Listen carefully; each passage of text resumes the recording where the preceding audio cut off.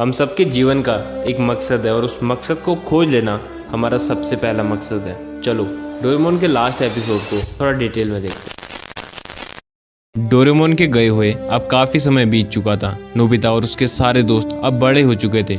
Nobita काफ़ी प्रयास के बावजूद डोरेमोन की बैटरी ठीक नहीं कर पा रहा था। एक दिन अपनी लैब में बैठे बैठे नोबिता को यह ख्याल आया कि डोरेमोन 22वीं शताब्दी का एक एडवांस रोबोट होने के बावजूद बिना बैटरी लो का अलर्ट दिए कैसे ऑफ हो सकता है। वो अचानक कैसे बंद पड़ गया। जब मैं रूम से बाहर निकला था तब तो वो बिल्कुल ठीक था।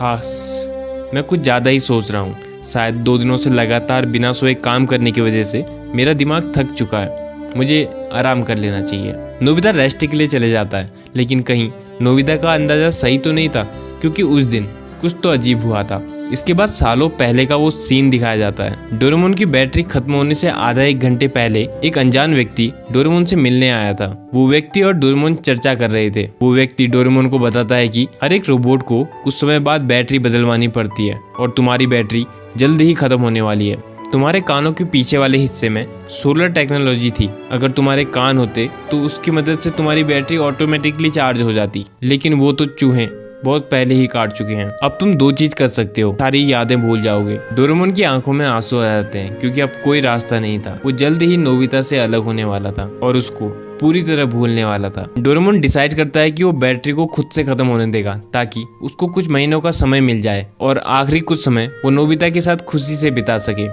वो व्यक्ति मान जाता है और वापिस जाने लगता है। डोरेमोन कॉमिक बुक पकड़ता है और बैठ जाता है और अंदर ही अंदर ये सोच रहा होता है कि अपने आखिरी कुछ समय है। नोबिता डोरेमोन को जगाने की बहुत कोशिश करता है, लेकिन डोरेमोन पूरी तरह बंद हो चुका था।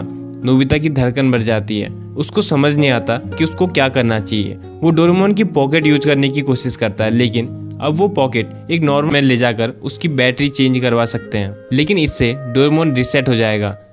या फिर हम फ्यूचर में आने वाली टेक्नोलॉजी का इंतजार करें, जिससे डोरेमोन बिना रीसेट हुए ठीक हो जाए और हमें हमारा पुराना डोरेमोन वापस मिल जाए। इसके बाद डोरामी डिस्कनेक्ट हो जाती है।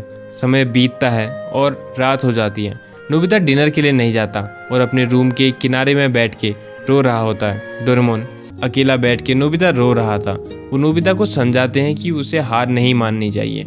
रो के डोरेमोन वापस नहीं आएगा।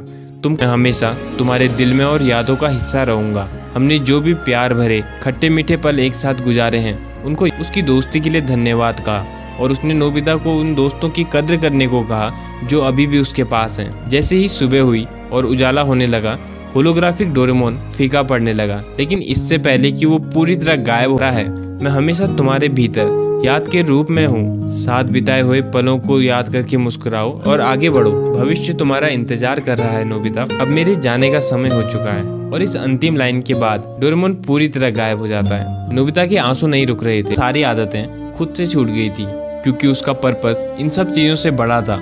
अब वो सोने में या फालतू कामों कोशिश भी करता तो भी नहीं पढ़ पाता था, क्योंकि अब उसको ये सब पढ़ने का मन ही नहीं करता था। उसका प्यारा दोस्त खराब पढ़ा हो और वो कॉमिक्स को पढ़ने में अपना समय बर्बाद नहीं कर सकता था। धीरे धीरे नोबिता की शेल्फ अच्छी किताबों से भर चुकी थी।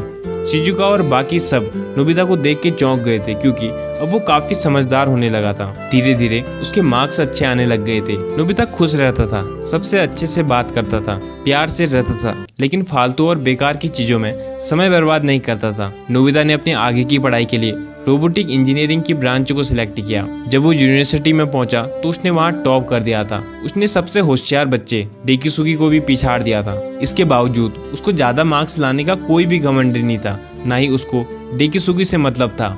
अपने मार्क्स देख के जब नोबिता शांति से घर जा रहा था, तब शिजुका नोबिता से घूमने जाने के लिए पूछती है, लेकिन नोबिता ने कोई एटीट्यूड नहीं दिखाया। उसने शांति और प्यार से बोला, मुझे काम है शिजुका, फिर कभी चलेंगे। नोबिता एकदम शांत, समझदार और बहुत मेहनती हो चुका था। वो सिर्फ नॉलेज के लिए पढ़ाई करता था, नॉलेज जिससे वो डोरेमोन को ठीक कर सके। वो शांत रहता था और यूनिवर्सिटी तक उसने कभी शिजुका को इम्प्रेस करने की कोशिश भी नहीं की। उसका तो बस एक मकसद था, अपने दोस्त डोरेमोन को वापस से ठीक कर देना। वो हार मानने वालों में से नहीं था। एक दिन जब नोबिता बाहर से घर वापस आता है तो वो देख रहा था, और वो खास नोबिता के लिए भेजा गया था। वो एक लिफाफा था जिसमें काफी धूल थी। ऐसा लग रहा था जैसे वो काफी सालों पुराना हो, लेकिन उस लिफाफे को भेजने वाला अज्ञात था। उसका पाठ खत्म हो जाता है। मैं चाहता था कि ये एपिसोड एक वीडियो में ही खत्म हो जाए, लेकिन वीडियो बहुत ज़्यादा लंबी हो जाती है, इसलिए सेकंड पार्ट बनाना पड़ेगा। एनीवे, इस पार्ट में कुछ चीज़ें अधूरी हैं, जो कर दूंगा, बट मेक श्योर कि आप लाइक करके या कमेंट करके ज़रूर बताना कि आप सेकंड पार्ट में इंटरेस्टेड हो या नहीं। और कमेंट्स में ये ज़रूर गेस करना कि वो अनजान व्यक्ति कौन हो सकता है और डी सिग्नेचर के साथ किसने लेटर भेजा होगा। जिसका भी कमेंट स्टोरी से मैच करेगा, हम Q&A वाली वीडियो में उस चैनल को स्पेशली विजिट करेंगे और कुछ स्पेशल करेंगे। एनीवे, नोबिता की स्टोरी हमें पर्पस को लेकर काफ़ी कुछ सिखाती है। अगर हम अपने पर्पस को लेकर डेडिकेटेड रहें तो हमें वो सब चीज़ें मिल सकती हैं जो हम चाहते हैं। और जैसा मैंने पहले भी कहा है, पर्पस मिल जाए तो अच्छा, और अगर नहीं खोज पा रहे हो, be the best version of your self.